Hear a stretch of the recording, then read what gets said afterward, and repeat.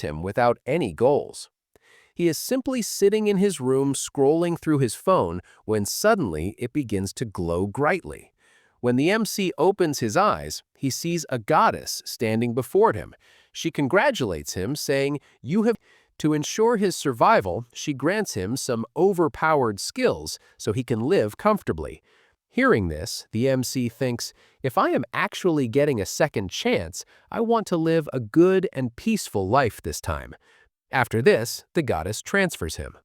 In the next scene, our MC is happy to see that he was born directly into royalty, meaning his life is set.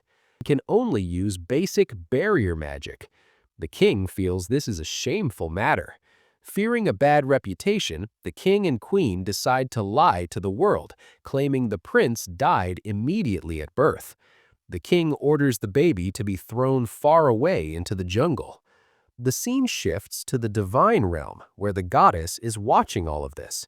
She panics and tells her fellow goddess that she made a mistake.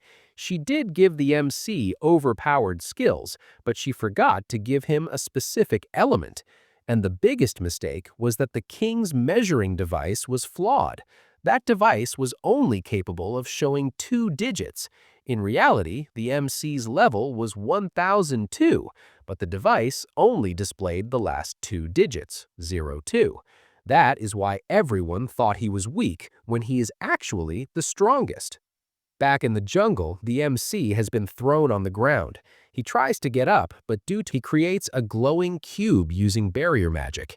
He realizes that using magic is actually very easy, just like coding or drawing.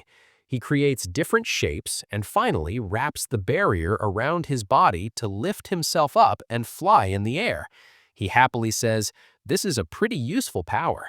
Suddenly, a giant wolf monster, Fenrir, arrives and attacks the baby MC. However, the MC's barrier is so strong that the wolf's bite doesn't even scratch him. The MC gets angry.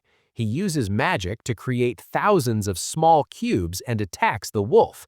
But I need to try something bigger. He uses magic to lift the surrounding large trees and hits the wolf. The wolf gets injured but stands up again. Irritated, the MC uses barrier magic to rip up the entire ground, landmass, and is about to smash it down onto the wolf. Seeing, "I didn't know you were this strong." Since the MC is a baby and cannot speak, he connects the barrier magic to his vocal cords to vibrate them, allowing him to talk. He invents a fake identity and says, "My name." Haruto says, "No, talk first."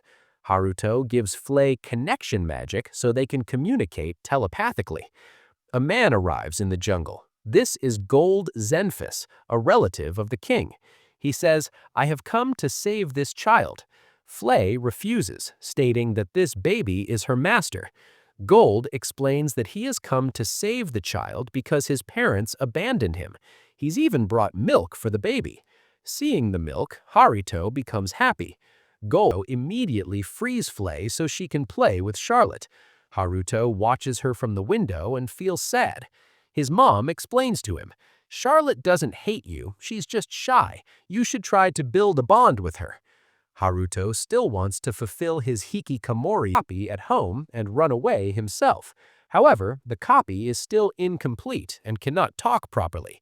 Haruto realizes that if he runs away, Flay will follow him, so he would need to make a copy of Flay as well, which is a very difficult task.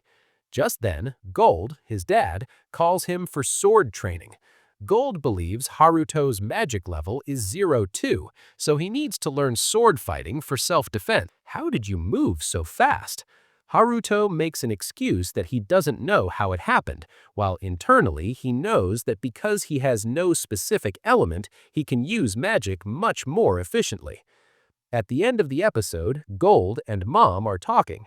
Mom asks how the training is going, to which Gold replies seriously. She hears Haruto, demon, and the episode ends there.